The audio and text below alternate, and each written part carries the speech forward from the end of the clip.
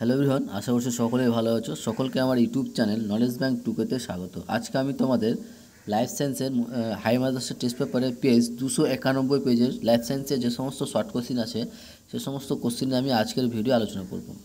ঠিক আছে, ভিডিওটা নিয়ে আলোচনা করার আগে তোমাদের বলবো, চ্যানেলে নতুন থাকলে চ্যানেলকে সাবস্ক্রাইব করুন এবং তার সাথে সাথে পাশে থাকা বেল আইকনটা ক্লিক করে নিও, যেন পরের ভিডিও দিলে তোমরা সেই ভিডিওটার নোটিফিকেশন সঙ্গে সঙ্গে পেয়ে যাও।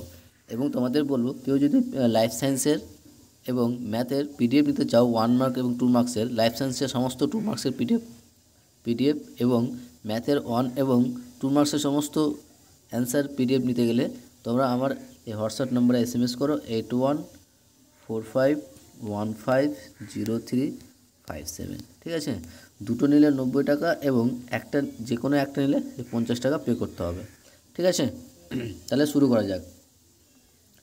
তাহলে ফার্স্ট যে কোশ্চেনটা আছে সেটা দেখো, যে দেহের উষ্ণতা নিয়ন্ত্রণ, দৈহিক উষ্ণতা নিয়ন্ত্রণের জন্য যুক্ত মানব মস্তিষ্কের অংশটি কী হবে? অ্যান্সার হবে হাইপোথ্যালামাস।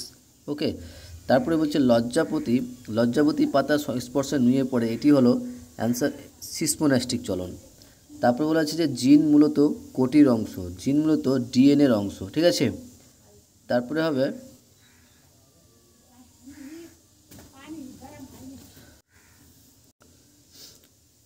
কোনটি নাইট্রোজেনযুক্ত ক্ষারজাত হরমোন, সেটা হবে সাইটোকাইনিন। ওকে, তারপরে কোন জলাটি সঠিক? অ্যান্সার হবে অপশন ক, কোরকোদম এবং ইস্ট। তারপরে মানব বিকাশের যে দশায় যৌন চেতনা উন্মেষ ঘটে সেটা হচ্ছে বয়ঃসন্ধি। মানব বিকাশের যে দশায় যৌন চেতনা উন্মেষ ঘটে সেটা হচ্ছে বয়ঃসন্ধি। তারপরে যে YYRR জিনোটাইপযুক্ত মটর গাছ থেকে কত ধরনের গ্যামেট উৎপন্ন হয়? 2 ধরনের গ্যামেট উৎপন্ন হয়। তারপরে দেখো, যে বিবাহ পূর্ব রোগ সম্ভাবনা নির্ণয়ের পরামর্শ করা হলো, সেটা হচ্ছে জেনেটিক কাউন্সেলিং। তারপরে একটি শঙ্কর লম্বা এবং একটি বিশুদ্ধ বেটে মটর গাছের পরাগ মিলনে যে বীজ পাওয়া যায় তার থেকে উৎপন্ন মটর গাছগুলি হবে, সেটা হবে অপশন গ, 50% এবং 50% লম্বা এবং 50% বেটে।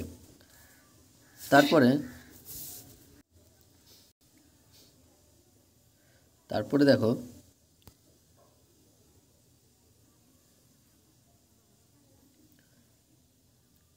On the origin of species by means of natural selection বইটি কার লেখা? সেটা হচ্ছে ডারউইনের লেখা। তারপরে কোশ্চেন বলছে কোনটি নাইট্রিফাইং ব্যাকটেরিয়া? এটা অ্যান্সার দুটো হবে। হ্যাঁ, দুটো অ্যান্সার হবে, ক এবং খ দুটো অ্যান্সার হবে। তো তোমরা লক্ষ্য রাখবে, যে কোনো একটা দেওয়া থাকলে সেটা অ্যান্সার করবে। তারপরে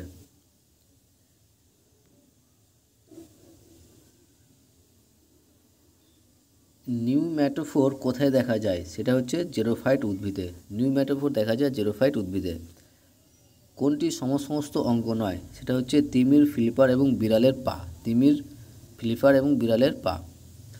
জীববৈচিত্র্য হটস্পট হলো, সেটা হচ্ছে ইন্দো বার্মা। ঠিক আছে, ভারতের জীববৈচিত্র্য 4টি আছে, তার মধ্যে একটা হচ্ছে, সেটা হলো ইন্দো বার্মা। প্রকৃতির বৃক্ষ বলা কাকে হয়? প্রকৃতির বৃক্ষ বলা হয় জলাভূমিকে।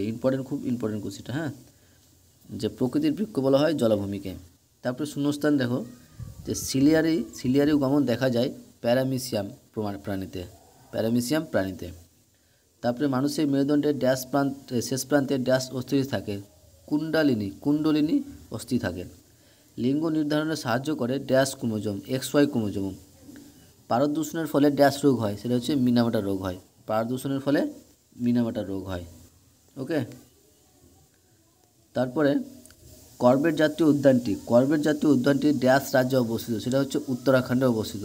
কর্বেট জাতীয় উদ্যানটি উত্তরাখণ্ডে অবস্থিত। মেন্ডেল বর্ণিত ফ্যাক্টর হলো, সেটা হচ্ছে জিন। তারপরে সত্য মিথ্যায় আসি। সত্য মিথ্যা কী বলেছে? যে গুরু মস্তিষ্কে গোলার্ধদ্বয়ের যোজক হলো ভার্মিস। অ্যান্সার হবে মিথ্যা। তারপরে এটা হবে সত্য। কোষচক্রে এস দশকের সংশ্লেষ দশা বলা হয়, এটাও সত্য হবে। শৈশব দশায় ছেলে ও মেয়েরা কল্পনা প্রধান ও মেজাজি হয়, এটা মিথ্যা হবে। অর্জিত বৈশিষ্ট্যের বংশানুক্রম মতবাদের প্রবক্তা হলেন ডারউইন, এটাও মিথ্যা হবে। বায়োলজিক্যাল ম্যাগনিফিকেশন বা জৈব বিবর্তন ঘটায়, সত্য। ওকে, তাহলে সত্য মিথ্যা হয়ে গেল। এবার আমরা আসি এ স্তম্ভের সঙ্গে বি স্তম্ভ। দেখো, ফার্স্ট যে আছে যেটা হচ্ছে গ্রিন হাউস গ্যাস, সেটা হচ্ছে মিথেন। ঠিক আছে, তারপরে হচ্ছে জীবন্ত জীবাশ্ম পেরিপেটাস। সমবিভাজন হবে সাইটোসিস। এডিএইচ হবে বৃক্কনালীর জলের পুনঃশোষণ। থ্যালাসেমিয়া হবে অটোজোম বাহিত বংশগত রোগ, আর গর্ভমুণ্ডে স্থানিত সেটা হবে পরাগরেণু। আশা করছি বুঝতে পেরেছ। তারপরে শর্ট কোশ্চেন আসি 1 মার্কের। অক্সিনের প্রভাবে বীজহীন ফল উৎপাদনকে কি বলা হয়? সেটা হচ্ছে পার্থেনোকার্পি বলা হয়। ঠিক আছে, পার্থেনোকার্পি বলা হয়। বি সদৃশ শব্দটি বেছে লিখো। এখানে অ্যান্সার হবে ভেগাস স্নায়ু, অপটিক স্নায়ু। এটা হচ্ছে বি সদৃশ শব্দ। ঠিক আছে। থ্যালাসেমিয়া রোগীদের অস্থিমজ্জা ও যকৃতে কোন ধাতু জমা থাকে? সেটা হচ্ছে লোহা। সমবৃত্তীয় অঙ্গ কাকে বলে? এটা তোমরা কি বলবো, যাদের 7টা বই আছে পেজ 103 সেই পেজে পেয়ে যাবে। যে 7টা বই থাকে তারা পেয়ে যায়, যাদের 7টা বই নেই ওই চ্যাপ্টারে দেখবে সমবৃত্তীয় অঙ্গ কাকে বলে, সেখানে পেয়ে যাবে। তারপরে নিচে 4টি বিষয়ের মধ্যে 3টি একই বিষয়ের অন্তর্গত, সেই বিষয়টি খুঁজে বার করো এবং লেখো। নিচে 4টি বিষয়ের মধ্যে 3টি একই বিষয়ের অন্তর্গত। এটা অ্যান্সারটা হবে ক্রায়ো সংরক্ষণ, এক্সিডু সংরক্ষণ আর চিড়িয়াখানা। ঠিক আছে। তারপরে পশ্চিমবঙ্গের একটি কুমির প্রকল্পের নাম, সেটা হচ্ছে ভগবতপুরে। সাড়া কাকে বলা হয়? যে অভ্যন্তরীণ বা বাহ্যিক উদ্দীপকের প্রভাবে জীবদেহে যে প্রতিক্রিয়ার সৃষ্টি হয়। অভ্যন্তরীণ বা বাহ্যিক উদ্দীপকের প্রভাবে জীবদেহে যে প্রতিক্রিয়া সৃষ্টি হয় তাকে বলা হয় সাড়া। ইমাস্কুলেশন হলো যে উভলিঙ্গ ফুলের পুংকেশরগুলিকে বাদ দেওয়ার পদ্ধতিকে ইমাস্কুলেশন বলে। ওকে, আশা করছি বুঝতে পেরেছো। ওকে, থ্যাংক ইউ ভিডিওটা দেখার জন্য।